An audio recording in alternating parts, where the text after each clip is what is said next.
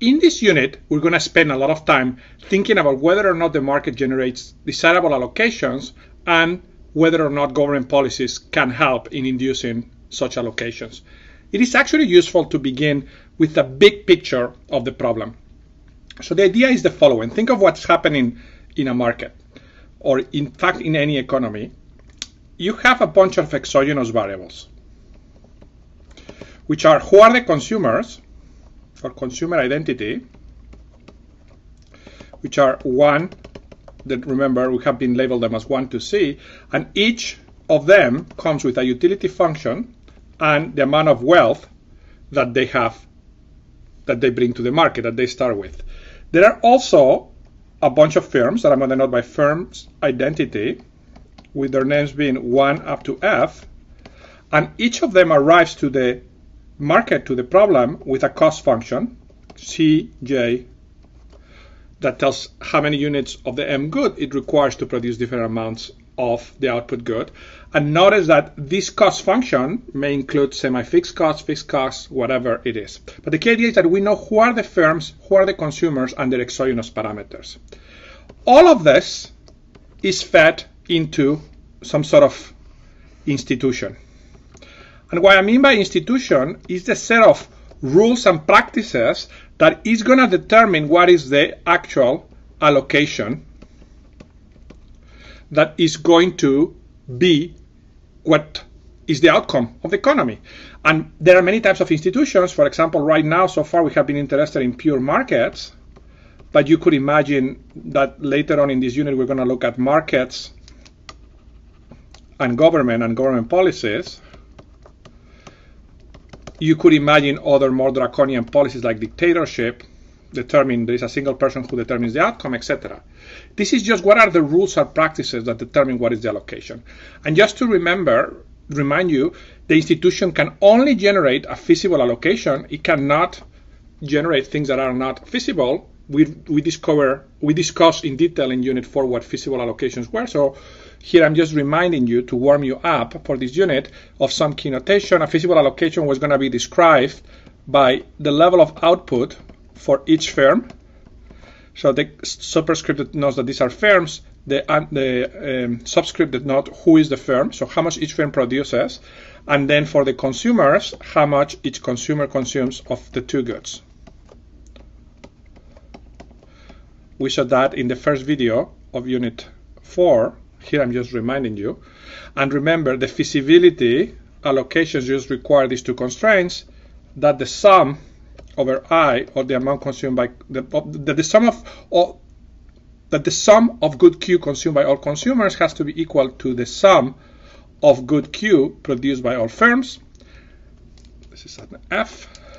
And the second thing has to be that the sum of all good M consumed by consumers plus the sum of all good M used by firms to produce, which is this,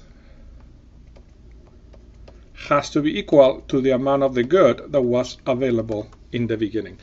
This part is just a reminder to bring to the forefront of your memory the notion of feasible allocation. Now here comes the big question. So, big question that I want to investigate in this unit is the allocation, let me call this feasible allocation alpha, desirable?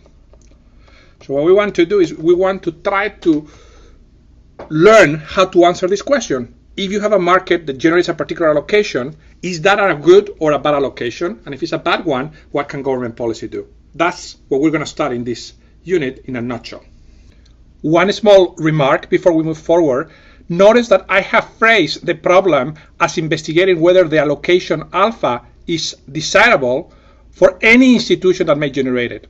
And the reason we want to study that in a little bit more general perspective than just pure markets is because we may want to be interested in looking at other institutions. For example, are the allocations generated by a market with a certain set of government policies desirable or not? So we need to be able to determine whether the allocation is desirable in a more general context than only a pure market. There are three general classes of notions of desirability that are used in economics to judge whether an allocation is desirable. The first class are notions of efficiency. The second class are notions of distributive justice. And the third are notions of procedural justice. Let me tell you a little bit about each one of them. Efficiency is just something that measures, it's a notion that measures a lack of waste in either production or consumption. And let me give you an example. If there are two technologies that can be used to produce whatever it gets produced and consumed, and one is more efficient than the other in the sense of requiring less cost to produce the same amount, then an efficient allocation requires that you use the more efficient technology. Distributive justice measures the extent to which the distribution of resources is fair. It just basically cares about fairness in distribution. And let me give you an example. One very famous notion of distributive justice is something called maximin, which basically says that the social distributive justice at an allocation alpha, which we're going to denote by a measure W of alpha, is given by the minimum over all consumers I of the utility that they get at the allocation, at what the allocation gives them, basically. So you compute the utility for every individual, you compute the minimal utility, and that will be the measure of distributive justice according to this maximin criteria. It's just measuring, if you think about it intuitively, whether or not the amount of resources and how, given how they map to utility, is distributed in an egalitarian way across people, in a basically weighting the well-being of the worlds of person very heavily. Finally, there are notions of procedural justice which basically measure or focus on measuring the extent to which the process used to reach the allocation is fair, is just, is fair. Please notice a very important distinction between the first two and the last theory. The last measure of justice actually cares about the process, whereas the first two don't care at all. It only cares about the final allocation. In philosophical language, these are consequentialist notions, whereas this one is a procedural notion. One example of this, for a potential notion of procedural justice, is equal treatment. Is everybody being treated the same by whatever process is determined is used to determine the allocation? And the answer, the extent to which that is the case, will be a measure of procedural justice according to an equal treatment measure. Now, let me emphasize two things. First, economists have used all of these notions to measure the desirability of allocations, but the ones that are used most commonly are 1 and 2.